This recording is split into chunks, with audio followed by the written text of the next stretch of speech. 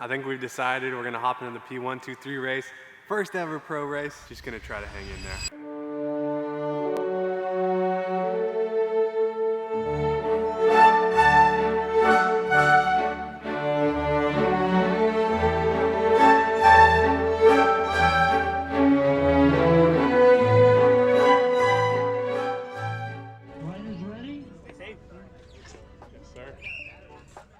What is up, guys? Welcome back. Welcome, EJ. Dude, so good to be here back at again with another race. This one was a fun one, to say the least. Welcome to your undoing, EJ. P123. So here's the deal, guys. If you missed it, this is the second race EJ did. This is the CBR. What is it? California Bicycle Racing? Yeah. Down in Southern California. This is it, man. This is the pinnacle of crit racing. This is a four-corner crit in Southern California. This is like what they're known for. Dude, exactly. And my first race with pros, because it was a P123 race, so I was able to hop in after the 2-3 race early in the day, and just decided to see how long I could survive. Right.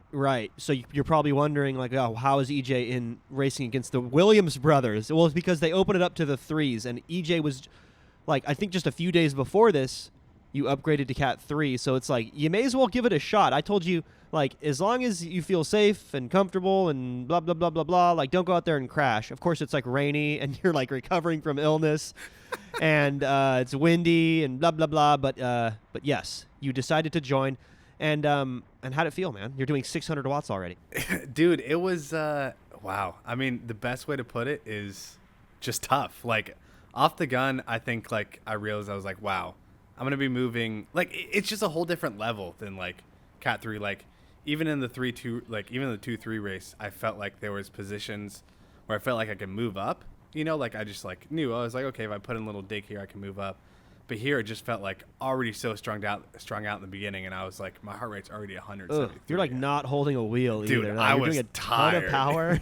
Yeah. I could tell you're off to a rocky start here because you were doing a ton of power, and I don't know. Let's not play the shots game this time because I don't know if we have it in us again. Plus, might be able to hear my voice. I'm recovering from a little something that I caught, so no shots for me. But yeah, that was not looking good there, man. You were not holding a wheel, losing a ton of position, and I guess it's faster, right? Like, shouldn't be a surprise there. It's faster than the P1-2. It's kind of, like, relentlessly faster. I feel like, what is it, 2 or 3 miles an hour faster than the 2-3 race? I think, yeah, the difference, like, at the end will kind of spoil it. I think it was, like, 1.5 or 2 miles an hour faster for this race. And that's, like, also... Okay, it doesn't sound like much, right? But that equates to a much more... That's like... The difference between 28 and 29 is enormous. It's not the same as 14 to 15, right? Well, yeah, and also I want to add on, the 2-3 race, it was relatively dry, right? Like, we start this race and it's, like, hailing. You know, so maybe without the rain, it probably would have been even faster, I'm guessing. Yeah. And, man, you're just doing so much power. Like, I'm wondering why you're not... I told you I wasn't going to play the shots game, but here I am lining them up, baby. You're like... I couldn't tell if you were moving up there. I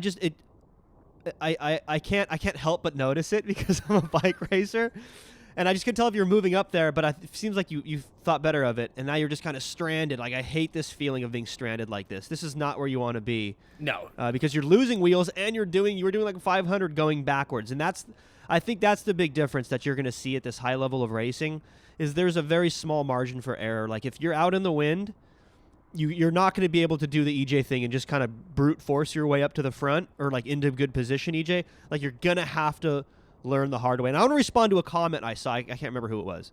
But somebody was like, hey, you're making EJ cat up too fast. And I want to squash that real fast because EJ won straight away in the Cat 4.5s. If you're, like, winning all your races, there's a reason there are mandatory upgrades in bike racing, because it's unfair for people just to sit back and, like, stomp on lower categories. And also it's worse for you because you're not learning anything. All right. We talk a lot about strategy in bike racing and how you can get by with having just, like, a high level of fitness, which obviously EJ has, without being forced to learn these skills. That was a pretty sick move, EJ, by the way. Oh, keep pedaling, though. No, never mind. I take it back. You got a little scared there. Now it costs you 800 watts. See the difference? Okay, that is exactly what I was just talking about, is, like, those little things right there you can't just brute force your way up to the front because people are going to be equally as fast as you, and they're not going to make big strategy mistakes and leave the door open for you. Like that guy closed it on you. You had a moment there where you could have shot up the inside and made 10, 15 wheels, but instead you used brakes and had to do 800 watts. Does that feel like your experience as you were doing this P123 race? Oh, 110%. I think you nailed it perfectly. People are just way more conscious about like being in the draft, right? Like they stay closer, they close the gaps, they shut the door on you, right? Like that's kind of the best way I could put it. Like they're not down to be in the wind, so they make you be in the wind. You kind of have to be smart enough to figure out a way out of the wind, right? And it's because by definition, they've done a bunch of races to get to this point. Some of them have been racing for years to get to this point, and they know that feeling of like, oh my God, I'm stranded out in the wind, I'm out of position, I'm about to get dropped. They've experienced that 100 times before, and they're not going to let that happen again. The Cat 4.5s, people don't understand. They leave gaps open where you can nestle in and get a good draft, or you can shoot up the inside and just like make up 40 wheels on the last lap. Like that stuff just doesn't happen in the P12s because everyone just by definition has so much more experience. So yeah, still really early on in this race, and this is kind of what I was talking about. I think this is a good example of EJ just being a slightly out of position, and the consequences are so heavy at this level of racing. By the way, appreciate the lens wipe there, EJ. It's the GoPro lens definitely is not going to get wet again in this race. Dude, for content sure. First, right? But look, you're doing 550 watts going backwards. How is that possible? Like, it's because you are not in the draft. Like, that's it. And you weren't preserving your speed through that corner. And this is why I want you to race in the higher level categories. I want you to upgrade as quickly as your points allow you to. You're not dangerous in these races. You're not a danger to yourself or others. But you're going to make more mistakes. And it's so what I've said before. It's either you win or you learn. And I want you to learn a lot, which means you're going to lose a lot, EJ. Sorry to say, but that's the natural course of bike racing. That's totally fine. And I think, a good way to put it is like, not like, I think I made plenty of these mistakes when I was racing 4s and 5s, but it was a little bit less consequential because I could just rely on fitness to move up in areas where I could just brute force it. Like this makes the mistakes way more prominent because I'm like, oh God, I'm trying to brute force it, but everyone else is still just as strong, so I'm moving backwards, You're exactly right. Those mistakes were made in the Cat 4.5 race. They were disguised because your fitness is so high. Shout out Masterclass, link in the description. That's our own course that we developed, so that was very much self-promotion going on, guys. Sorry. A, it was disguised because your fitness is so good, and B, it was disguised because like you guys averaged, even on a rainy day, something like 29 miles an hour. In the the Cat 4.5 race, you averaged like 23 miles an hour. That difference is staggering. So you could just be out in the wind doing 23. It's like, at 250 watts. Out here, like we just saw, you were doing 550 going backwards.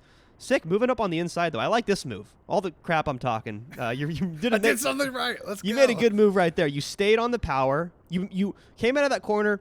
You used a lot of watts. You were up to speed. The field was slowing for whatever reason, and you didn't just like slot in and use your brakes. You just stayed up at 150, 200 watts.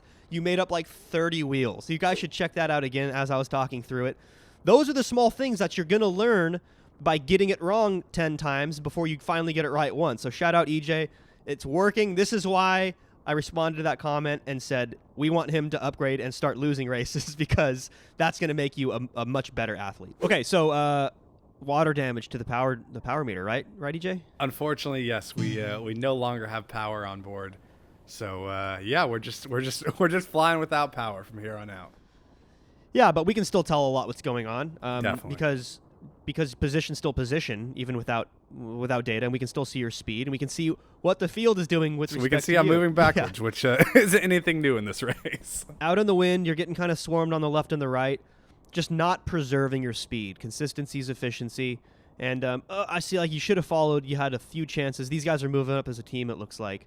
This must be a SoCal team. I don't recognize their kit, but you just got passed by a bunch of riders, and like still EJ just kind of on the side of the group here. Yeah, like in theory, where should I be? Like on the guy's wheel right in front of me. I think his number's 87. Just like right there, right? I should slot in. Yes, slot in. Just be behind people as much as possible. This is why I started the drinking game of every time EJ's out in the wind for no reason, take a shot. because as I'm saying this, like you're still like just not really getting a draft here. Like I just don't know. Just maximize the time you're spending right behind somebody. Like I just want to see you slot into this rider. It could be what is that, 50, 58, 59 in yellow. It could be one of these guys in blue. I just want to see you right behind a rider as much as humanly possible in the race, because that means you know you're saving energy. All right, now EJ is kind of losing spots here. Something happens. Walk us through it here, EJ. Yeah, so this attack goes on the right, and this kind of just felt like my Hail Mary. I mean, I'm sure I'm doing a ton of power right here, and I'm exhausted, right? Like I'm barely just trying to hold on, right? Second race of the day, folks. Don't forget. Following an attack in the P123 race. Yeah, I guarantee that was quadruple digit. That was like 1,100-1,200 watts. I mean, it was so fast that dude on the left just like lost that corner. He just went wide through that corner in between the cones. And EJ goes again. I can tell by the way that GoPro's moving. You're out of the saddle smashing. But here you are in the promised land. Look who's in the rear camera. Yeah, shout out Corey Williams following a good wheel. He knows, right? And this might be, let's talk about this, because he doesn't slow down and wait to decide what happens. So we're single file. It was just a big attack that his teammate initiated, by the way. He just goes again. I think this was a preem, but I think that, and now correct me if I'm wrong, EJ, you tell me from your experience, because look, you're in this unique experience where literally like 2.5 months ago, you were a Cat 5 racer. Now you are racing in a P123, like high level of the sport race. Corey just went and went again and went again. It is like over the top, over the top, over the top. Now EJ's in the drop zone. Walk us through the difference between these categories, because it's still so fresh on your plate. I mean, yeah, the biggest thing, like we just saw right here, is like, I remember in Cherry Pie, like when an attack went, right, like it didn't. What category was that? That was that was no, the 5 race, just the 5s, right? Just like the fives, okay. Novice, my very ever first race. There were a couple attacks in that race that went, but it just didn't really feel like people were committed, right? They would do like 600 watts and then kind of just see they were out there alone, kind of let themselves get brought back.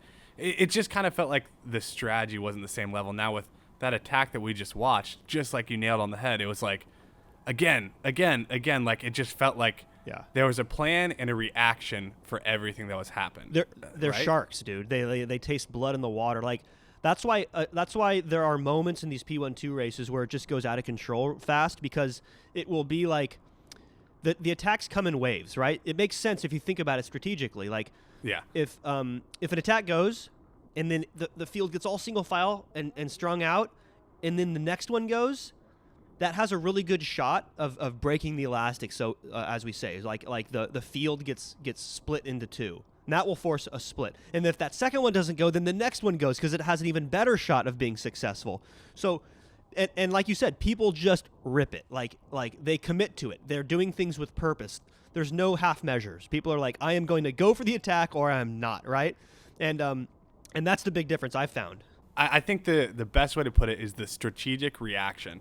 I don't really know if that like means anything, but I'll define it like just the split second reaction times that are like really smart strategic moves are like much higher and much quicker at this level. If that makes sense. Like maybe you can break that down a little bit further. I think you know what I'm talking about. Yeah, you're totally right. I mean, people just commit to moves. Like I said, without any half measures, they do it at just the right timing and just the right moment. And it's designed to make everybody else hurt really bad. And and that puts you, EJ, in an unfortunate position where you kind of get shuffled back towards the back. Let's get back into the race. Tell us what's going on. Yeah, so I get shuffled back, and honestly, like we kind of said, that was a Hail Mary attempt. I still had a lot of fatigue from, I mean, I'm going to make a bunch of excuses. Yeah, I mean, second race of the day. Wait, what's hindsight? What's hindsight's 2020. Okay. You know what? I haven't heard you say that. I haven't said it in this video. You know what? I'm learning. You guys in the comments. Shout out you guys. Dude, I just get all the funniest messages on Instagram, like hindsight 2020 messages. You guys are hilarious. Like, honestly, it cracks me up. But before I forget, EJ, like, respect for, like, shooting your shot. Like, that was the move. Like, dude, Legion went, you followed it, you were up in the hunt there for a minute, it didn't work out, but it's your second race of the day, it's your very first P123 race. Shout out for giving it a good rip there at the end. Thank you, I really appreciate it. But yeah, I mean, the race just plays out. I kind of just sit in for a little while longer, I think like 25 or 30 more minutes, just kind of back of the pack, work on my cornering, work on being around people, but I pulled out with I think like 10 minutes to go or something. It was also a 75-minute crit. I do want to touch on that. Like, that was daunting to me going in. Like, those longer crits, Jeff, I don't know how you do it, man. It's a long battle out there compared to like 45 or 50, you know? 2 words, caffeine gel. I can definitely see why you need it in this crit. But yeah, man, honestly, just ended up pulling out with 10 minutes to go. But it was such a good experience, man. It's so cool to see how much more I have to learn. And yeah, I just really appreciated it, you know? So shout out CBR for putting this event on. Yeah, I just love racing bikes, and shout out you guys for watching and subscribing and supporting my journey. I really can't thank you guys enough.